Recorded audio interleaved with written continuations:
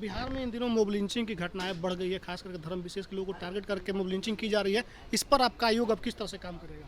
जी बिल्कुल, इस पे जो कमीशन का जो रूल रेगुलेशन है उसके अनुसार काम होगा और जो भी दोषी हैं उनको सज़ा दिलाई जाएगी। और जो छपरा की घटना है उसमें कौन लोग शामिल हैं, जो मुसलमानों के तथाकथित हमदर्द लोग हैं, जिनको कहा जाता है जो माई समीकरण बना करके काम करते हैं, उन्हीं लोगों ने उन मुसलमान बच्चों को पीटा है, मारा है।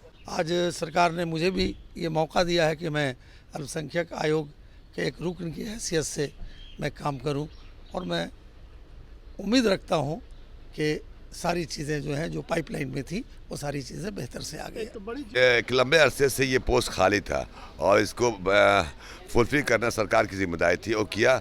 एक अच्छे आदमी को जिसका एक तजुर्बा हो, 6 साल का असेंबली का तजुर्बा हो, 2 साल का राज्यसभा का तजुर्बा हो, ज़मीन पे काम करने वाले समाज से जुड़े हुए हैं, ऐसे आदमी को बैठाया गया। तो मैं समझता हूँ कि जो मसाइल मुसलमानों के ज़मीनी सतह पे हैं और चूँकि आयोग का जो काम है वो बखूबी निभाएगा और इनके नेतृत्व में मुझे लगता है कि अच्छा काम होगा और मुसलमान के जो मसाइल उसको सॉल्व ज़रूर किया जाएगा। देखिए, मैं माननीय मुख्यमंत्री जी का, माननीय उप मुख्यमंत्री जी का, अपने प्रदेश नेतृत्व का मैं बहुत बहुत शुक्रगुजार हूँ कि उन्होंने मुझे ये जिम्मेदारी दी है और जो जिम्मेदारी दी है उसको मैं उस पर खरा उतरने की कोशिश करूँगा। और मुझे लगता है कि आज जो है बिहार जितना तरक्की कर रहा है, आगे बढ़ रहा है, हमारे देश के यशस्वी प्रधानमंत्री के नेतृत्व में बिहार में डबल इंजन की सरकार है और इस प्रकार से डेवलपमेंट और विकास जो बिहार में हो रहा है आज सभी लोग इसके गवाह हैं।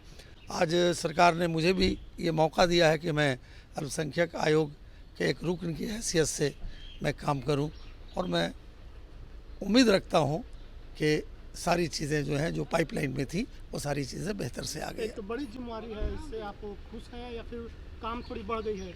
देखिए, पार्टी ने या संगठन ने या सरकार ने जब भी जो जिम्मेदारी दी है मैं उसको पूरी ईमानदारी के साथ निभाया था और आगे भी निभाऊंगा। अशरफ साहब, आप जेडीयू के अध्यक्ष थे बिहार में, अभी आपको अल्पसंख्यक आयोग का सदस्य बनाया गया है, तो कैसे देख रही चीज़ों को जिस तरह से मुख्यमंत्री ने आपको मौका दिया है? सबसे तो पहले मैं माननीय मुख्यमंत्री श्री नीतीश कुमार जी का कोटि कोटि धन्यवाद करूंगा कि एक मुझ जैसे आम कार्यकर्ता को जो निरंतर 15-20 सालों से पार्टी के लिए काम कर रहा है और समाज के 25-30 सालों से समाज के बीच में काम कर रहा है, उसको उन्होंने मेंबर बनाने का काम किया है। और पार्टी के शीर्ष नेतृत्व को, जिनको लगा कि हमारी मेहनत पार्टी में है और समाज के बीच में है, तो उसके लिए हम धन्यवाद व्यक्त करते हैं। और जो जिम्मेदारी मुझे दी गई है, मैं जहाँ पे भी रहा हूँ मैं कैंप करके काम करने में विश्वास रखता हूँ और पार्टी का जो भी दिशा होता है मजबूती से उस लाइन पे मैं खड़ा रहता हूँ। और समाज को, क्योंकि मैं इस बात को समझता हूँ और समाज भी इस बात को समझता है कि माननीय मुख्यमंत्री श्री नीतीश कुमार जी वैसे तो सभी समाज के लिए काम किए हैं, अल्पसंख्यक समाज के लिए मैं अक्सर कहता रहता हूं कि उन्होंने बिहार को जन्नत बना दिया है।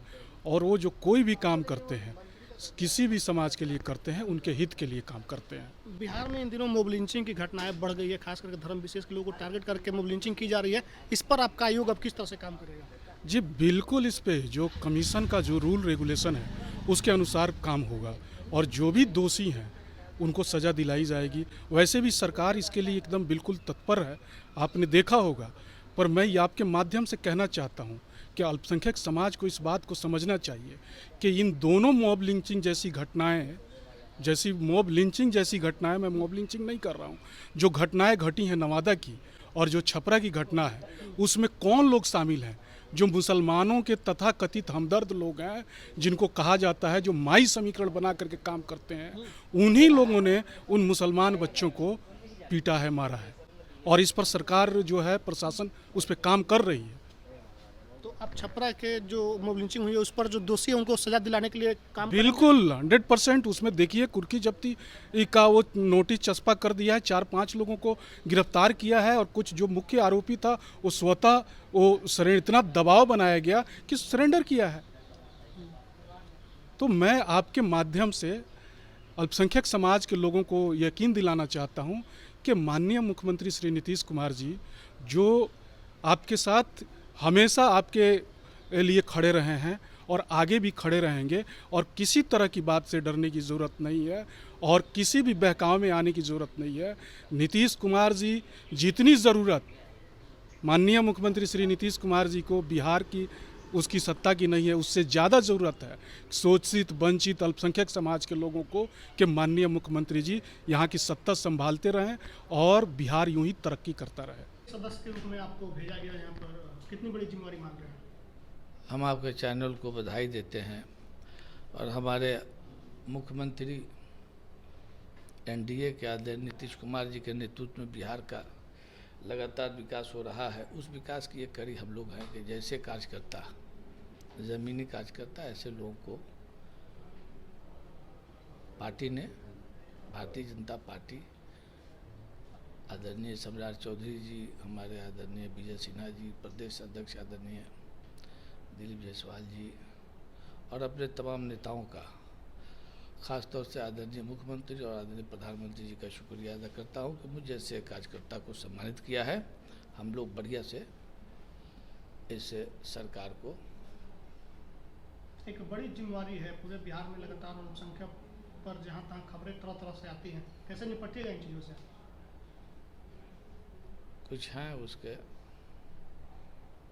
होम्योपैथ की दवाइयाँ तय हैं, वो खिलाई जाएंगी, सब ठीक हो जाएगा। अल्पसंख्यक आयोग में फिर से चेयरमैन को बैठाया गया है, क्या लग रहा है कि मुस्लिम अल्पसंख्यक समाज को जो चीज़ें नहीं मिल पा रही थी, जिससे वो लोग वंचित रह रहे थे, वो मिलेगा?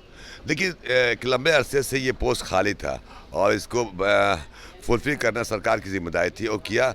एक अच्छे आदमी को जिसका एक तजुर्बा हो, 6 साल का असेंबली का तजुर्बा हो, 2 साल का राज्यसभा का तजुर्बा हो, ज़मीन पे काम करने वाले समाज से जुड़े हुए हैं, ऐसे आदमी को बैठाया गया। तो मैं समझता हूँ कि जो मसाइल मुसलमानों के ज़मीनी सतह पे है और चूँकि आयोग का जो काम है वो बखूबी निभाएगा और इनके नेतृत्व में मुझे लगता है कि अच्छा काम होगा और मुसलमान के जो मसाइल उसको सॉल्व जरूर किया जाएगा। कहा जा रहा है कि नीतीश कुमार डैमेज कंट्रोल करने के लिए इनको अध्यक्ष बनाया है। अगर ये 8 महीना पहले कर दिया तो इसको क्या कहते हैं आप? ये खाली था, ये बिल्कुल सही है। जो सरकार चेंज हुई उसके बाद से राजू यहाँ पे थे, हम लोग के दोस्ते थे, वो उनके रिज़ाइन देने के बाद से इनको बनाया गया। एक लंबे अरसे खाली था और जल्दी पहले कर लेना चाहिए था, लेकिन हर चीज़ का एक वक्त मुअय्यन है, वक्त मुअय्यन पे काम हुआ। ये डैमेज कंट्रोल किया है इसमें, किसी न किसी को तो बनाना ही था, कोई ना कोई इस पद पर तो आएगा, मुसलमान ही आएगा या माइनॉरिटीज़ के ही लोग आएंगे। तो नीतीश कुमार जी ने एक सोच समझ के एक अच्छे आदमी को, एक तजुर्बेकार आदमी को जो पार्लियामेंट से विधानसभा तक का अनुभव हो, उनको बनाया है। मैं इसलिए नीतीश कुमार जी को फिर से उनको बनाने की मुबारकबाद पेश करता हूँ।